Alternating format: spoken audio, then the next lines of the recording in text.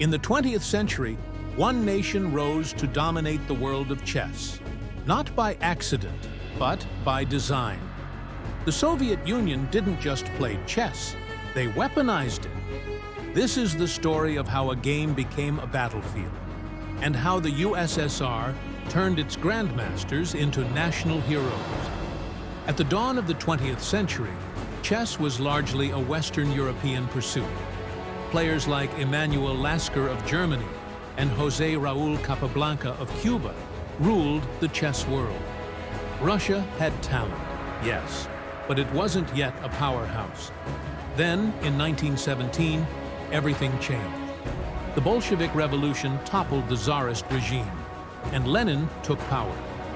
One of his unexpected beliefs? That chess was a tool for enlightenment.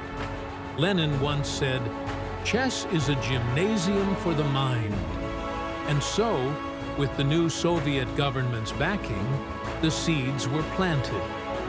In the 1920s, the USSR began building a chess infrastructure like the world had never seen.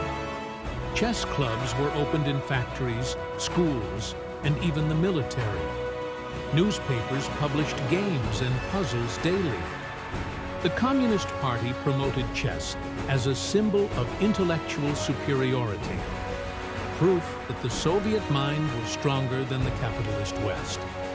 By the 1930s, the Soviet chess school was born, an organized system designed to spot talent early, nurture it, and produce champions.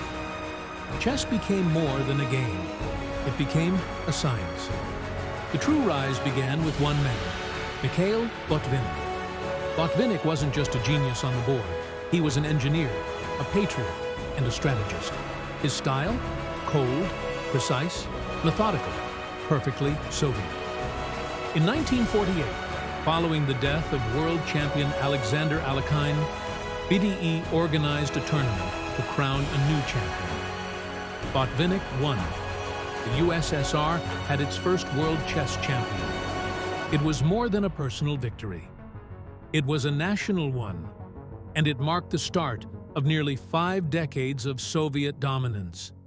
From 1948 to 1972, the Soviet Union never lost the world title. Each champion brought a unique style. Smyslov's harmony, Tal's fireworks, Petrosian's defense, Spassky's flexibility. But behind every champion was the same system: state funding, constant training, and national pressure to win. Tal once said, "You must take your opponent into a deep, dark forest, where 2 + 2 = 5, and the path leading out is only wide enough for one." That was the Soviet mindset: outthink, outprepare, outlast. The Cold War wasn't just fought in space or politics. It was fought over a chessboard. And the Soviets were winning. But the Soviets weren't invincible. In the 1960s, a prodigy emerged from Brooklyn, New York, Bobby Fischer. With no formal state support, no coaching staff, and a personality that clashed with everyone, Fischer was the anti-Soviet, and yet he was brilliant. In 1972, he faced Boris Spassky in what was dubbed the match of the century. The Cold War came to Reykjavik, Iceland. Fischer won. The Soviets were dethroned for a time. Though the USSR reclaimed the crown with Karpov and later Kasparov, the myth of Soviet invincibility was broken. But the legacy of Soviet chess remains.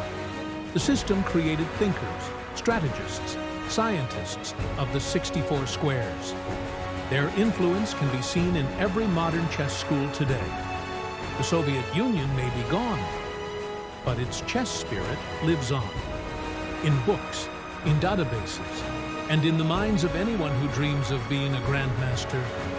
In a world divided by ideology, chess was a battlefield, and the Soviets were masters of war. This was not just the rise of Soviet chess, it was a revolution, one move at a time. If you enjoyed this story, subscribe for more chess history every week.